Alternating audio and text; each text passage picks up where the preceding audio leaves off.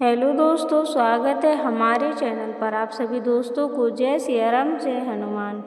महाभारत में कुरुक्षेत्र की रणभूमि पर क्यों जाना चाहती थी द्रौपदी? जाने कुंती और गांधारी युद्ध के समय कहाँ रहती थीं? महाभारत के युद्ध के समय द्रौपदी ने कुरुक्षेत्र की रणभूमि पर जाने की इच्छा व्यक्त की थी। द्रौपदी की इस इच्छा के पीछे एक बड़ा कारण था। आइए विस्तार से जानते हैं द्रौपदी पांडवों के साथ कुरुक्षेत्र की रणभूमि पर क्यों आई थी और युद्ध के समय अन्य मुख्य स्त्रियां कुंती और गांधारी कहाँ थी। महाभारत के भीषण युद्ध में अनगिनत योद्धाओं की जान चली गई थी, लेकिन महाभारत के युद्ध में केवल योद्धाओं ने ही अपनी जान नहीं गंवाई, बल्कि उनके परिवार ने भी बड़ा बलिदान दिया। महाभारत कथा के अनुसार एक तरफ जहाँ कुरुक्षेत्र की रणभूमि पर युद्ध चल रहा था, वहीं दूसरी तरफ योद्धाओं की माँ, पत्नी, बहनें और संतानें भी भय के साए में जीने को मजबूर थीं। कुरुक्षेत्र की रणभूमि पर चलने वाले कई योद्धा तो ऐसे थे जिनके साथ उनका परिवार भी उनके शिविर में ही रहा करता था।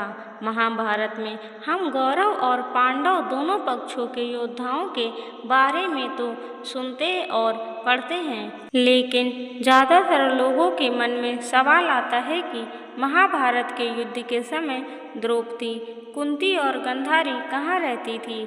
आइए जानते हैं इस सवाल का जवाब। पांडवों ने दुर्योधन सहित कौरवों से बातचीत करके समस्या का हल निकालने की कोशिश कई बार की। धर्मराज युधिष्ठिर भी युद्ध की स्थिति को टालना चाहते थे, लेकिन दुर्योधन ने बिना किसी लोक लज्जा के सभी के सामने कह दिया था कि वो पांडवों को एक सुई की नोक बराबर जितनी जमीन भी नहीं देगा। इस बात को सुनकर श्री कृष्ण अंदाजा लगा चुके थे कि पांडवों को न्याय युद्ध करना ही पड़ेगा। दुर्योधन बिना युद्ध के पांडवों को उनका अधिकार नहीं देगा। जब कुरुक्षेत्र की रणभूमि पर युद्ध लड़ा जाना तय हो गया, तो द्रौपदी ने भी रणभूमि पर जाने का हठ कर लिया। कुरुक्षेत्र की रणभूमि पर कौरव और पांडवों के बीच युद्ध लड़ा जाना तय हो गया, तो पांडव पूरी तैयारियों के साथ कुरुक्षेत्र में अपना शिविर लगाने की तैयारी करने लगे। पांडव को जाता देख द्रौपदी ने अर्जुन को रोककर कुरुक्षेत्र की रणभूमि पर साथ ले जाने की इच्छा व्यक्त की। द्रौपदी की विचित्र इच्छा को देखकर अर्जुन सोच में पड़ गए और उन्होंने इस बारे में धर्मराज युधिष्ठिर से सलाह लेने का मन बनाया। युधिष्ठिर ने द्रौपदी को समझाने का प्रयास किया, लेकिन द्रौपदी नहीं मानी।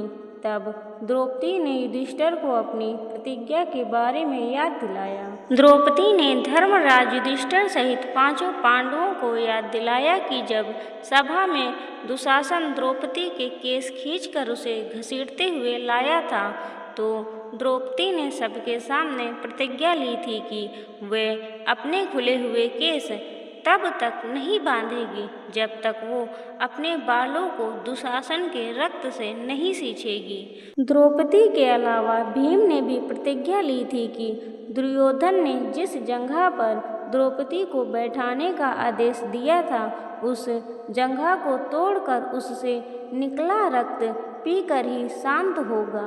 धर्मराज युधिष्ठिर को जब प्रतिज्ञाओं के बारे में स्मरण हुआ, तो वे द्रौपदी को अपने साथ कुरुक्षेत्र की रणभूमि पर लगे शिविर में ले गए।